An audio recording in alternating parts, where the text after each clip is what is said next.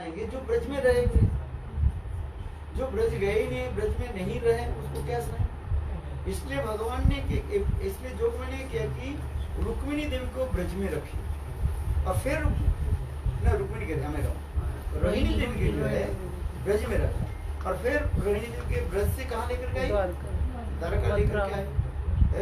आकर के इन लोग के पास की महिमा पता सुने आज में, इसलिए उनको इस माध्यम से रखा है। किंतु रोहिणी देवी के जो भाव जो है ब्रज माधुर्य, क्यों ब्रज माधुर्य नहीं रहने पर ब्रज की भाषा, ब्रज की कौन बोले, खग जाने खग की भाषा। तो उसी प्रकार जो है ब्रज की भाव जिसमें नहीं है, ब्रज की क्या बोले, क्या पढ़ के बोल देंगे, किताब पढ़ करके तो बोला जाता है। भाव एक होता है अंतर हृदय से आज, और अंतर हृदय तब आता है जब ब्रज में, जो कभी ब्रज में नहीं रही वो क्या बताए। इसलिए जो मैंने किया कि रोहिणी देवी के ब्रज में डाल दिया था, फिर वो उसके ब्रज की अनुभूति की कथा जो सारी महिलाओं की कथा सुना, तो महिषियाँ ऐसी कथा सुन करके राधा आदि गोपियों की एक भाव, और वही कथा को राधा आदि गोपियों की भाव माधुर्य तो बहुत दूर की बात है, उनकी दर्शन करने के लिए इतना लगा था। हमारी इसमें ग्रंथ में लिखा है अंतिम चैप्टर में जी, जब सूर्य ग्रहण के समय ये लोग सब जब आए कुरुक्षेत्र में, जब आए इतने उत्कंठित होने लगे जी, राधा की दर्शन, राधा ललिता की दर्शन हम कैसे करें, सब भूल गए। छत पर उठ करके और राधा स्वयं कृष्ण भी निर्देश कर रही है, ये देखो वो दूर से दिखाई पड़ रही है, वो ललिता है, उससे और दूर दिखे विशाखा है, उससे और दूर दिखे राधा है। क्योंकि उस समय अंधेरी की समय था, शाम के समय, इसलिए प्रातः काल में ये लोग इतने उत्कंठित होने लगे राधा आदि गोपियों के दर्शन करने, जिससे हमारे उत्तरपूर्णी में इसी कथा को जो है वर्णन करने लगे। ग्रंथ में श्री रूप गोस्वामी पाद वर्णन करते जा रहे हैं। ये प्रातः काल में जब राधा आदि गोपियों के दर्शन किया, सूर्य आलोक से प्रकाश, क्योंकि दूसरे दिन तो शाम के समय लोग पहुंचे, इसलिए अंधेरे में जो कृष्ण ने कहा दिया, देखो वो जो दूध देगा वो ललिता है, वो विशाखा है, ये दिखाई, और जो एक स्वर्ण पुत्रिका जो है उसके सारे अंग से जो है तपे हुए सोने के भांति किरण की जो मानो बिखर है, और ऐसे लगती है, दुबली पतली तो हो गई राधा, किंतु उनकी ये अंग की प्रभा छटा इतने सुंदर जो था, भाव माधुर्य इतने था, देख करके आश्चर्य हो, सारे रात एक सो नहीं पाए। कौन? रुक्मिणी सत्यभामा केवल इतना ही चिंतन करने लगे, और प्रातः काल हो जाए, सूर्य उदय हो, साक्षात रूप में उनके दर्शन करें। तो दर्शन करने के लिए जो है जब ये लोग पधारे, ये कथा भी हम इसमें लिखा गया, मधुस्मिता राधा की अंतिम चक्र है, क्योंकि रुक्मिणी सत्यभामा आदि के एक मन में एक गौरव व अहंकार थी, ये हम लोग सबसे श्रेष्ठ है, हम लोग लिखे पढ़े, हम लोग सब अच्छी तरह से बोले, समस्त प्रकार कला हम लोग जानते हैं, कला जानते हो, और समस्त कला की हम जानते हैं, नृत्य गीत है, हम समस्त कला में हम ये भाव होंगे। किंतु रोहिणी देवी की मुखारविंद से और कृष्ण के मुखारविंद से जब उनकी कथा सुनी, देखो यहाँ पर एक प्रश्न है, से जब रुक्मिणी सत्यभामा आदि राधा आदि गोपियों की कथा थी, उसमें उनके कुछ जलासी, क्योंकि स्त्रियों की साहबी को हृदय में एक होता है, ये स्त्रियों के स्वभाव का है, क्योंकि एक स्त्री जो है दूसरी स्त्री की जो है प्रशंसा वो तो ऊपर से सुन लेंगे, कि हृदय से बिल्कुल वो एक्सेप्ट कर रही है ना, ये एक साइकोलॉजी, ये भी एक विशेष वैशिष्ट है, क्योंकि एक स्त्री दूसरी स्त्री की जो महिमा जो बोलती है, तब तो ठीक है, ये बोल दिया ठीक, कृष्ण जो बोलते सोचते हैं ये क्योंकि उसमें सोचली भाव है, सोचली समझते हो, सोचला भाव है, वो वाइफ भाव है। हाँ, ये ज्यादा उनके साथ प्यार है, ये प्रेम की वो ये हो जाता है ना, क्या बोले, डिवाइडेशन हो जाता है, विभाजन हो जाता है। क्योंकि रोहिणी जो बोले वो तो निरपेक्ष रूप में बताई, इसलिए उसमें हृदय में उनकी कोई नहीं है। तो उसमें प्रातः काल में जब प्रातः सारा रात वो चिंतन करने लगी, ये रुक्मिणी सप्तम एक केवल राधा ललिता की गोपियां है क्या चीज है। मैं तो अंधेरे में उनकी जो दिव्य मूर्ति देखा वो ठीक से नहीं, प्रातः काल में साक्षात में दर्शन करा, इसलिए सारा रात वो समस्त महिषियां जो है व्यस्त चंचल चित्त में है। और प्रातः काल होने के साथ ही साथ कृष्ण से आदेश लेकर के राधा दी गोपियों की वहाँ पर केवल टेंट में जो है और देख करके जब राधा दी गोपियों के देखने से राधा दी गोपियों देखा, देखते ही बस उनकी मुंशियों की मन सीट ऐसे घूमने लगे। बोले क्या सच सपना देख रही हूँ कि ये सच है, क्या मैं सपना देख रही हूँ कि सच है। ये कैसे कैसे भावों की जो मूर्ति स्वरूप जहाँ पर विराजमान है राधा कोई साधारण नहीं है। उसमें हमारे जो गोस्वामी पाद जो इन्होंने ग्रंथ में लिख रहे हैं, जिस प्रकार गंगा जमुना सरस्वती त्रिवेणी में एकत्र मिलित होकर के वहाँ पर क्या हो जाता है, भ्रमण फैल जाता है, भ्रमण कहते हैं ना, भ्रमण फैल जाता है,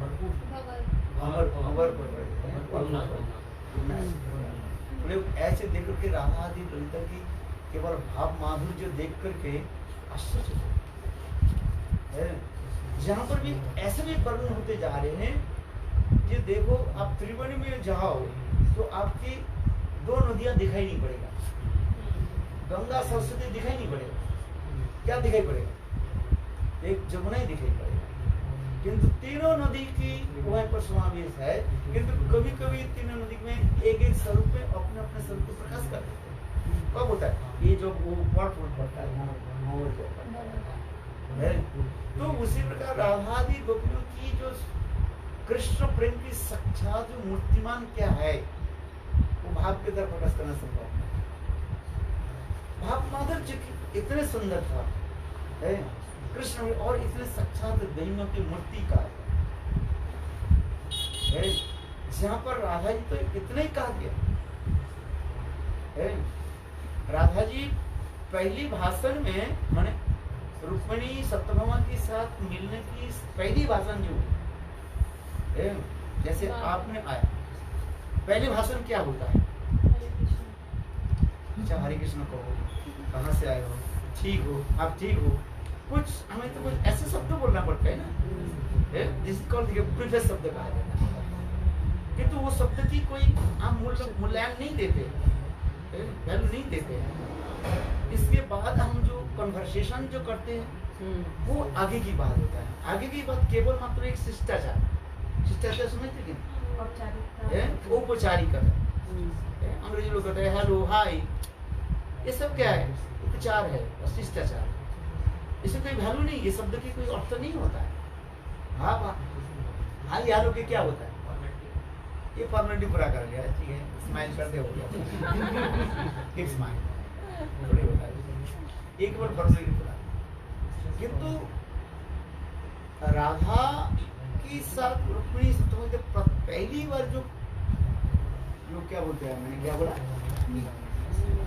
जो कन्वर्सेशन हुई तो राधा जी की मुखारविंद से जो शब्द निकले, मेरे शब्द की इतनी प्रेम माधुर्य थी, जिसमें वर्णन होते है शब्द की इतने जो दैन्य की मूर्त जो मन शक्ति में प्रकाश है, क्योंकि प्रेम ही जो है अत्यंत घनीभूत होकर के मूर्त रूप में दैन्य के रूप में प्रकाश हो जाता है। क्या बोला, प्रेम ही इतना घनीभूत हो जाता है, हो जाता है, वो सच्चा दिनों तक की मूर्ति लेकर के वो प्रकाश हो जाता है।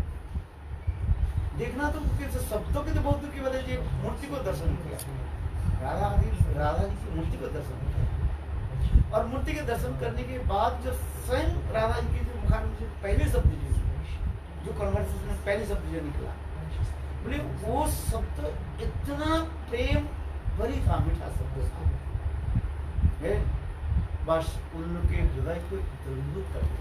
लोग में सत्यमा से ना पूछो ना उससे, क्योंकि एक प्रेम जिसमें जितना भी होता रहता है उतना ही उनकी प्रेम की एक सार की वस्तु आकर के हृदय के क्या करता है, द्रवीभूत कर लेता है, आकर्षित कर लेता है। हृदय में जाकर के क्या करते हैं, वो अपने आप मानो स्थान ले लेता है। राधा जी ने क्या शब्द बताया, राधा ने इतने शब्द कहा दिए,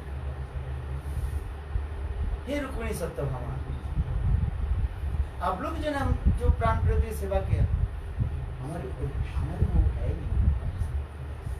इतने शब्द की क्या, वो शब्द मानो उनकी अंतःकरण हृदय से दैन्य की साथ की साक्षात मूर्ति के रूप में आकर के हृदय को जो है द्रवीभूत कर।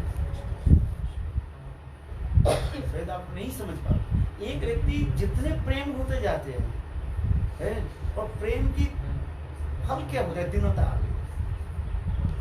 पेड़ में फल लग जाते हैं, नींबू लगता है ना, जब छोटा छोटा है वो शाखाएं ऐसी खड़ी रहती है, और नींबू जितना भी बड़ा हो जाता है ना, उनकी सारे क्या हो जाता है, फल क्या हो जाता है, सूख जाता है, सारे पेड़ ऐसे हो जाता है। प्रेम की स्वभाव ही ऐसी होता है।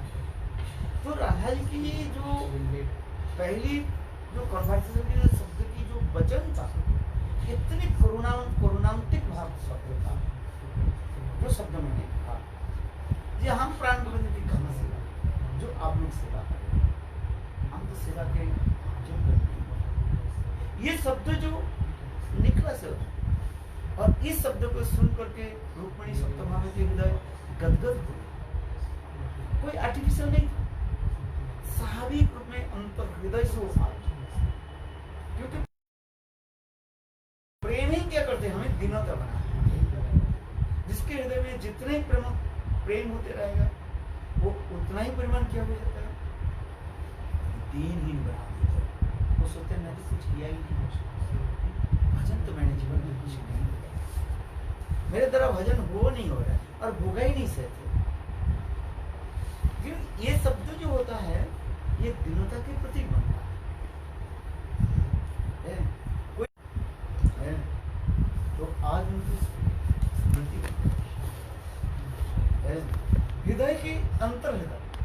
अच्छा, इसके बाद तो हुआ राधा जी की अभी कन्वर्सेशन के बाद जो कुछ भी हुआ, कथा होने के बाद रुक्मिणी ने क्या की, कुछ गरम दूध राधा को दिया। राधा पीना नहीं चाहती थी, दे दिया। राधा जी थोड़ा मोटर लगाया, थोड़ा सामान पता समाप्त होने के बाद तो राधा जी भी अपने क्या बोले शिविर में कैंप में चली गई, और रुक्मिणी सत्यभामा भी कृष्ण पहले से अपने शिविर में जो है लेटे हुए थे। रुक्मिणी आदि सत्यभामा आकर के कृष्ण के चरण कमल थोड़ा स्पर्श करके सोने के लिए जा रहे थे। भारतीय सभ्यता संस्कृति है, आप तो हंसोगे सहते जब पति सोते हैं, पति के भगवत स्वरूप से जान करके और उनके चरण स्पर्श करके सोया जाता है, ऐसे शास्त्र विधि। तो कृष्ण के चरण कमल की स्पर्श करने के लिए गई रुक्मिणी, देखा कृष्ण के चरण कमल में क्या है, छाले फपोला पड़ा है। और कृष्ण कुछ ऐसे दुख अनुभव कर रहे हैं। तो रुक्मिणी सत्यभामा ने ये पूछा, प्राण ये कृष्ण ये बताइए आपके चरण में फपोला कैसे पड़ेगा। तो उस समय कहने लगे, कृष्ण कहने लगे, देखो मैं जिनकी हृदय के अंदर में सबसे रहता हूँ और उनके हृदय कंदरों में जो है कोई तरल के पदार्थ की जली बन के बोले गरम जो है वो मुझे है। तो तो एक लिखे पड़े है ना, विद्वान जो होते हैं थोड़ा बोल देते तो समझ में आ गया। तो इसके मतलब क्या है कि तुमने जो उनको जो गर्म दूध पिलाया है, और वो गर्म दूध कहाँ लगा? कृष्ण के चरण। इसके कहने की तात्पर्य है, कृष्ण स्वयं भी कहने लगे जब राधा जी के हृदय के अंदर में राधा सुंदर के पास नहीं है, और ये विश्वास है।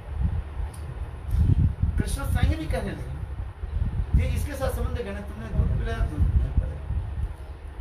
तो कृष्ण कहाँ पर विराजमान होते हैं?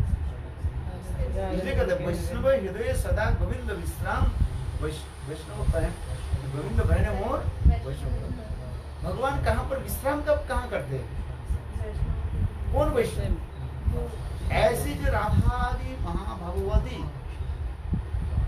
गोपियों के हृदय तंद्रा में वो कृष्ण विराजमान। और साधारण जीवों के हृदय में कौन विराजमान होते हैं जानते हो? वही कृष्ण के अंश अंश अंश अंश के कला कला के रूप में परमात्मा रहते हैं। जैसे जब कौन रहता है?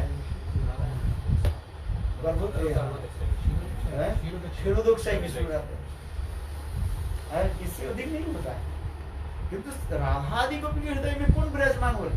सदा से बता, वो ब्रजनंदन कृष्ण, ब्रजनंदन कृष्ण। आप लोग के हृदय में ब्रजनंदन कृष्ण नहीं है? अभी कौन है? परमात्मा है। ज्यादा से ज्यादा कौन विष्णु, इससे अधिक नहीं होता है। परमात्मा क्षीरोदोक्षाई विष्णु समझ। तो उसी प्रकार जो है भाव की माधुर्य होता है। इसलिए गोविंद कहने मोर वैष्णव करण, यहाँ पर वैष्णव करण से साधारण वैष्णव नहीं है, ऐसे महाभाव होते गोपियों के हृदय में कौन विराजमान होते हैं? क्या उनके हृदय में परमात्मा हृदय से ऐसे नहीं तो ये कृष्ण करता है। और एक किताब को पढ़ो, आपको पता है कहानी के रूप में तुम्हें लिख दिया। सत्यवान और रुक्मिणी तो उनका हृदय तो द्रवीभूत हो गया, तो फिर उन्होंने इतना गर्म दूध क्यों मिला दिया? जेलसी की वजह से जेलसी की वजह से नहीं, अभी आपने माना कि हृदय का द्रवीभूत हो गया था वो सेंटेंस सुनकर और रोहिणी जी का सुनकर भी। तो दूध कैसे ठंडा दूध पिलाया जाता है क्या? मतलब इतना गर्म था कि वो, अरे कितना गर्म था आपको क्या पता है? आप रो लो कहेंगे कितना गर्म पिला जाता है। चाय पीते हो कभी? क्या पहले पीते थे चाय? कैसे ठंडा करके पीते हो क्या? थोड़ा से अब मैं तो पीता ही नहीं, मेरा कोई चाय की समझ अमल की समझ नहीं। चाय जो पीते हैं ना तो भाई चाय की टेस्ट तब आता है जब तक जीभ कम से कम थोड़ा बहुत जल न जाए। तो तुम क्या पिया था? यदि तुम्हारे जिया थोड़ा सा नहीं जलन नहीं हुआ तो चाय क्या पिया तुमने? चाय तो इसलिए पीते हैं थोड़ा बहुत जल जाए, पता चलता था कि चाय पता चलेगा दूध कोई ठंडी करके पीता है क्या? और हमें जानते हो क्या बोलते हैं? नहीं। और वस्तु की जो रस आस्वादन होता है तो उसी प्रकार होता है। गर्म वस्तु की खाने के आनंद तब होता है जब कम से कम थोड़ा जिहा में थोड़ा लगे। तो क्या करें? जलेबी खाया कभी? क्या क्या गरम गरम जलेबी खाती हो नहीं? गरम गरम खाने को कोई तो वो कहते इससे ज्यादा गरम, ज्यादा नमक है, ज्यादा कम नमक है, वो बहुत हो रहा है आज में। और जो वस्तु जितना ही गरम गरम होता है ना खाने में, वो ये और एक टेस्ट होता है। जैसे वो गन्ना को गरम करके खाओ मुंह में लगता है, लेकिन रसास्वादन दूसरी प्रकार होता है आज में। तो उससे करे आप जो करें क्या गरम पे भी बढ़ गए जरा सी की बात है। यहाँ पे ये जो आपने फ्राई शब्द देखा है,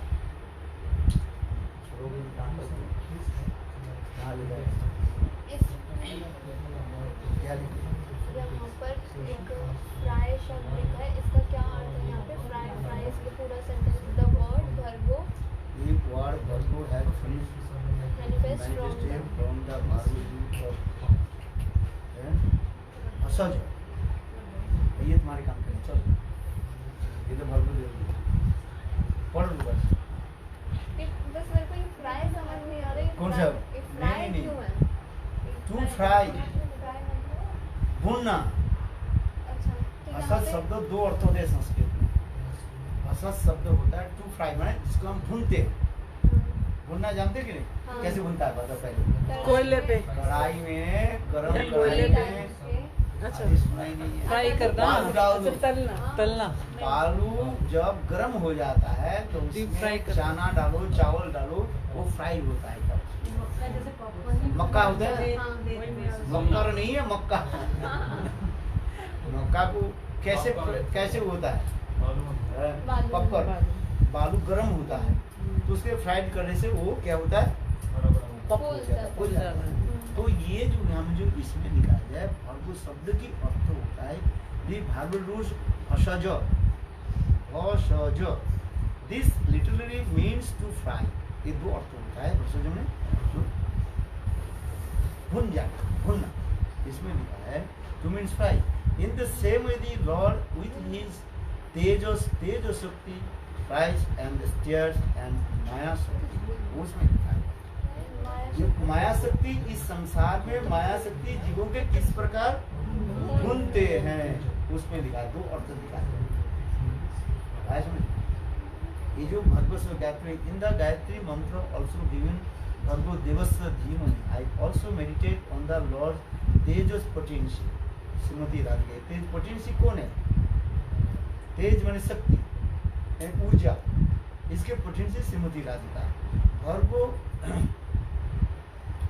अभिधानकार में ये संस्कृत का श्लोक है the word bhargo has manifested from the Bhargava root as जो हर शब्द जो होता है उत्पत्ति जो होता है भार्गव रूट से होता है रूट समझते हो क्या बोलते हैं धातु धातु से ही शब्दों की निष्पन्न होता है संस्कृत पढ़ेंगे नहीं थोड़ा वो संस्कृत के अंदर भाग धातु तो उससे गए भसज भसज शब्द की अर्थ है भून देना अर्थात ये कैसे भूनता है नहीं संसार के जीव जिस प्रकार माया की तेज से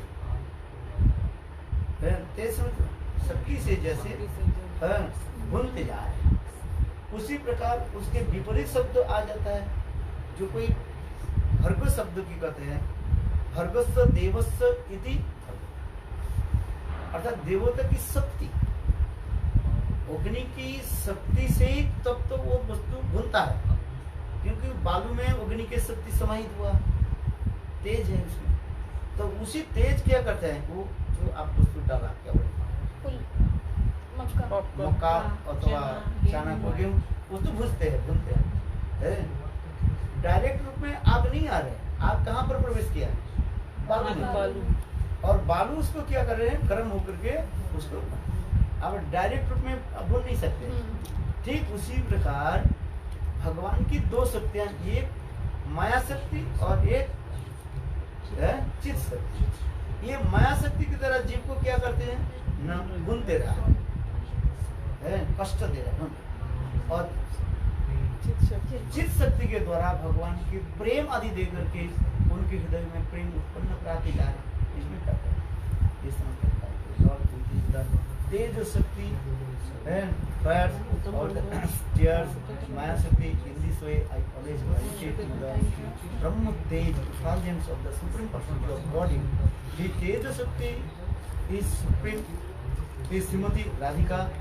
ये जो गायत्री के जो मूल है को ना श्रीमती राधिका भर्गो देवस्य धीमहि आप लोग क्या बोले चलो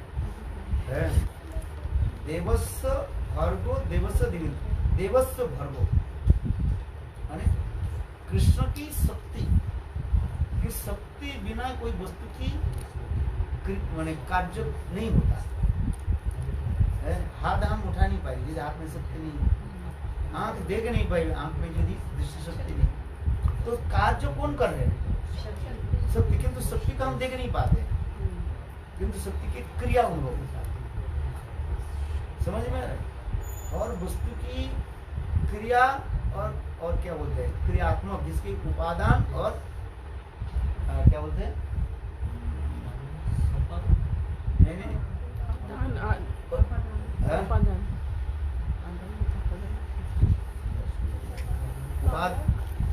उपादान वो दोनों कार्य आदि करते वस्तु और वस्तु की क्रिया क्रिया शक्ति जहाँ पर जो शक्ति जो वो दिखाई नहीं पड़ता। जैसे पंखा चल रही है, ये पंखा की तो ब्लेड घूम रही है, ये किससे घूम रही है? शक्ति से। शक्ति तो दिखाई पड़ रही है क्या? हम क्या देख रहे हैं? ये ब्लेड, पंखा की ब्लेड जो है किंतु इसे घुमा रहे हैं कौन? शक्ति की जो है वो देख नहीं पाते, शक्ति की क्रिया ही उसके हमें प्रतीत कराते हैं, विश्वास दिलाते हैं। ऐसा तो ये समझता है जी। और वस्तु की धातु से ही सबका निष्पन्न ऐसा। तो इसमें जो लोग ब्रह्म गायत्री पढ़ते हैं उनके लिए थोड़ा जड़ है, लेकिन माया की जो अधिष्ठात्री देवी है दुर्गा, वो चेतन है। माया को अधिष्ठात्री दुर्गा है। वो दुर्गा कौन है? वो दुर्गा साक्षात श्रीमती राधिका है। उनकी छाया व प्रकाश वो दुर्गा के रूप में काम कर रही है। क्या बोला? राधा नाम का जो प्रकाश छाया है, छाया रूप छाया वो रूप दुर्गा में और वही जो है कार्य आदि करती है। तो वैष्णो देवी जाना चाहिए ना मुझे। हैं? वैष्णो देवी वैष्णव भी है ना, वो आपको बोलते हैं वैष्णव के दर्शन समस्त देवता देवी तो वैष्णव है, सबको सम्मान दो। हम माना थोड़ी करें वैष्णव भी आपको बोले वैष्णव भी है ना, सब देव देवियां जो है सब वैष्णव भी है, सबके सम्मान करो। यदि तुम्हारा इच्छा है जाओ, माना थोड़ी करें। अच्छी है क्योंकि और देव देवियों में एक ऊर्जा व शक्ति है। ये जो वैष्णव देवी है कौन? वो राधा जी की छाया शक्ति की प्रकाश है। तो उसने जान करके उनके भी प्रणाम करो, उसके सम्मान करो। वरी रिवो सदा रत्न सर्वदेवी सरेश्वर इतरे ब्रह्म रुद्राद्या नावज्ञा कदाचन। ऐसा नहीं, किंतु उसमें क्या होता है कभी कभी आप ऐसे जाओ, आप कच्चा हो तो एकांतिकता से आप आगे बढ़ नहीं पाओगे। एकांतिकता जानते हो? वन पॉइंटेड हो नहीं पाओगे। अरे वन पॉइंटेड नहीं, एकांतिक नहीं हो तो राधा जी की कृपा से आप वंचित हो जाओगे। आपको जाने की मैं माना नहीं कर रहा हूँ, किंतु उसमें एकांतिकता जो एकांतिकता समझ रहे हैं? निष्ठा, वो निष्ठा से कहीं आपके डिरेल हो जाए, भ्रष्ट हो जाए। हम गए थे गुरुदेव 3 साल पहले, लेकिन बहुत ज़्यादा हम लोगों को प्रॉब्लम हुई, वहीं से हाथ जोड़ाए थे ये लास्ट टाइम में आज के और शायद यहाँ पे भी बस फिर लिया फिर गए। करो सब देव उसके देवी बाद को ही सम्मान देना चाहिए। सब देव देवियां जो है भगवान की आज्ञावाही सेवक है, इसलिए सबकी हम सम्मान देते हैं। हमारे शरीर में जो है श्रीमद् भागवत में तृतीय स्कंध की वर्णन हुआ है। हमारे जितने भी शरीर है, शरीर के अंग है, इस शरीर में समस्त देव देवियां भी विराजमान है। उनकी शक्ति से हम सब कुछ करते हैं। जैसे हाथ की अधिष्ठात्री देवता है, पैर की अधिष्ठात्री देवता है, आंखों की अधिष्ठात्री देवता है। तब हम तो देख पा रहे हैं शक्ति कहाँ से आ रही है। भगवान से वो देव देवी में आशा चलती है। जैसे आंखों की अधिष्ठात्री देवता कौन है? सूर्य। ऐसा वो सूर्य शक्ति जो दे रहा है, देखने की शक्ति सूर्य जो हम दे रहे हैं वो कहाँ से दे रहे हैं? भगवान से प्रकाश, भगवान से। तो इसलिए समस्त देव देवियों की वैष्णव अथवा वैष्णवी समाज करके यदि आप सम्मान दो तो ठीक रहता है। तो अपने सिद्धांत में पक्की होनी चाहिए। आज समझ में, सिद्धांत में पक्का होना चाहिए, नहीं तो गड़बड़ हो जाता है, फिर पूरा उल्टा पुल्टा हो जाए।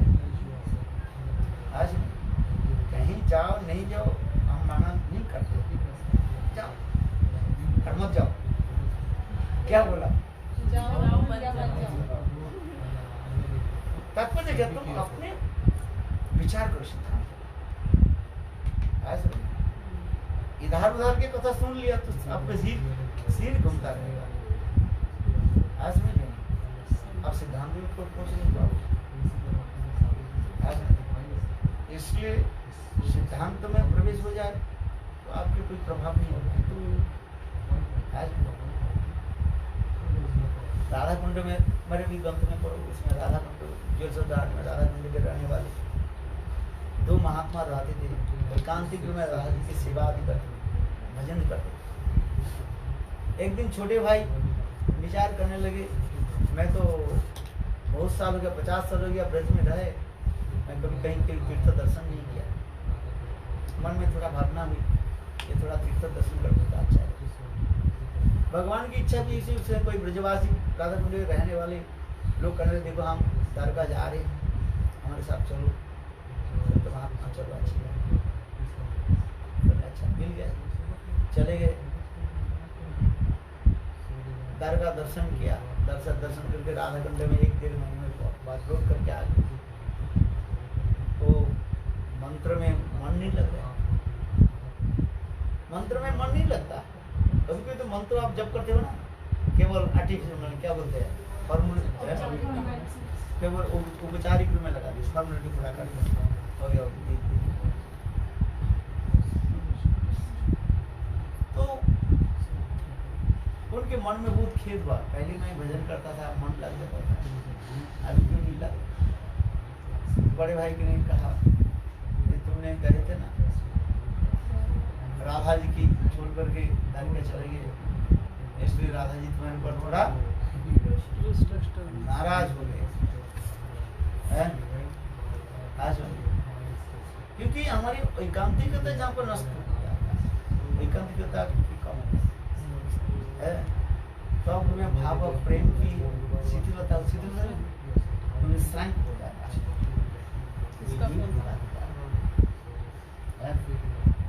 अच्छा चलो अब 2:30 बजे तक शाम को 3 बजे होगा।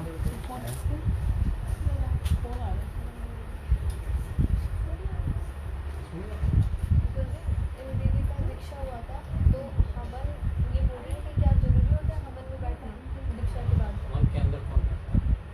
देखो 2 शब्द में बताता हूँ। कलियुग में जो लिखा गया हवन तो वास्तव नाम संकीर्तन है, ये विश्वास है। कलियुग में केवल नाम आधारा सुमेरु नाम संकीर्तन ही हवन के तो औपचारिक रूप में फॉर्मेलिटी करना चाहते हो बैठो तो कोई बात नहीं, और नहीं तो कोई भी बात नहीं। और दूसरी बात, स्त्रियां बैठे नहीं हुए उसमें कोई है। ब्राह्मण जिससे हमारे कथा में कहा रहे हैं, ब्राह्मणियां कहाँ गई थी वो हवन करने के लिए, तो गोविंद दर्शन के साक्षात हो गया तो क्या, और ब्राह्मण लोग स्वाहा करते भागवत में आ रहे कि नहीं है? देख के भी नहीं पहचानता है। तो आप बताओ जी, आप अपने विचार करो, मैं तो नहीं तो ये दीक्षा के बाद जब दीक्षा ऐसी कोई जरूरत नहीं, आप यदि मन में आपके यदि संशय आप बैठ सकते हो। किसी ने इनको बोल दिया कि कंपल्सरी होता है हवन में बैठना, इसलिए इनके मन में आ गया। स्त्रियों की कोई कंपल्सरी नहीं है, स्त्रियों की बैठने की कंपल्सरी नहीं है, बैठ सकते हैं, उच्छिक है, उच्छिक समझते हो, इच्छा है, एडिशनल आप ले सकते हैं, अभी नहीं भी ले सकते, उधर स्त्रियों को ऑप्शनल गायत्री को नहीं किया जाता है, गायत्री स्त्रियों को तो नहीं किया जाता। गायत्री नहीं दिया जाता है। नहीं मतलब जो फर्स्ट वाला होता है आपको गायत्री दिया कि नहीं? मैं दिया। अरे मतलब गायत्री वो वाला तो है जो अरे स्टार्टिंग काम गायत्री नहीं दिया, कहाँ गायत्री दूसरे गायत्री नहीं दिया बोले आप। नहीं वो जो स्टार्टिंग जो फर्स्ट वाला होता है ब्रह्म गायत्री, ब्रह्म गायत्री इसलिए ब्रह्म गायत्री ब्राह्मणत्व की जो जगतसूत्र की परिचय होता है, क्योंकि शरीर की उस समय की अवैधता होने के नाते वेदों ने वेद में जो है उसको अधिकार नहीं किया। और दूसरी बात होता है स्त्रियों की ये गला के स्वर जो है थोड़ा बहुत कोमल होता है, सख्त होता है। ब्रह्म गायत्री उच्चारण करने के लिए व ब्रह्म वेद और मंत्र उच्चारण करने के लिए 3 स्वर की जरूरत होता है, उदात्त, अनुदात्त और सरित। उदात्त, अनुदात्त और शरीर, ये 3 रिदम होता है। किंतु स्त्रियों के जो होता है केवल एक ही रिदम में चलता है। तो ब्रह्म गायत्री मंत्र आदि जप की जो हवन आदि करने के लिए वो ठीक से नहीं होगा। वास्तव में ये जो जप सूत्र दिया जाता है, इसके जो है ब्रह्म गायत्री जप और हवन के लिए इसके प्राधान्य दिया है। जिसके जप सूत्र ने किया वो ब्राह्मण नहीं है। अच्छा, ब्राह्मण की पत्नी को क्या कहा जाता है? तो ब्राह्मणी कैसे होगी? तो ब्राह्मण नहीं हुआ तो ब्राह्मणी कैसे होगी? है आया समझ में? केवल ब्रह्म सूत्र देने से ब्राह्मण हो जाए, जिसको ब्रह्म सूत्र नहीं दिया तो ऑटोमेटिकली ब्राह्मणी हो गई। तो आपको रहा क्या आपका? तो आप ब्राह्मण हो गए कि नहीं? ब्राह्मण हो गए। इनहेरिएंट में आपको मिल गया। पिता लिख करके जाए अथवा नहीं लिख करके जाए, भारतीय हिंदू सभ्यता संस्कृति है, पुत्र कन्या को क्या मिल जाता है? पिताजी की संपत्ति के अधिकार पूर्णता प्राप्त हो जाता है। लिख गया तो अच्छा, ये नहीं लिखा तो ऑटोमेटिक लिखा है आपके पिताजी नहीं लिखने लिखा है, किंतु तथापि जो है आपको प्राप्ति हुआ कि नहीं हुआ? वो भी संपूर्ण रूप से। पहले जो है कुछ हिंदू पहले कुछ सालों को पहले जो है उस समय स्त्रियों के जमाने में बेटी को जो है पिताजी के संपत्ति के उत्तराधिकार नहीं मिलता था। किंतु इसके खंडित करके युक्ति तर्क के द्वारा भारतीय आईन सभा में इसके पुनः स्थापित किया गया। बोले नहीं, पुत्र कन्या दोनों की समान अधिकार है। पहले कन्या को नहीं दिया जाता था, क्योंकि वहीं पर एक थोड़ा लोगों की स्मार्ट विचार, थोड़ा छोटा विचार, संकुचित विचार आ गया था लोगों का। ये उनको तो मैंने दान कर दिया, दूसरी गोत्र में चली गई, इसलिए पिताजी के गोत्र में नहीं रहे, इसलिए पिताजी की संपत्ति के वो अधिकार नहीं। किंतु परवर्ती काल में लोगों की विचार बुद्धि जब होने लगी, नहीं, संपत्ति के अधिकार दोनों ही है, और दोनों में कैसे समान रूप में होना चाहिए। आपके भाई और आप में पिताजी की संपत्ति क्या कितने लेते हो? 50-50 है। ये बोलते हैं लिया ही नहीं, जरूरत नहीं है आपको, जब जरूरत है आप लिया। लेकिन रिलेशन खराब हो जाते हैं वो सोचते भी माँ बाप भी फर्क कर देते हैं बच्चों में।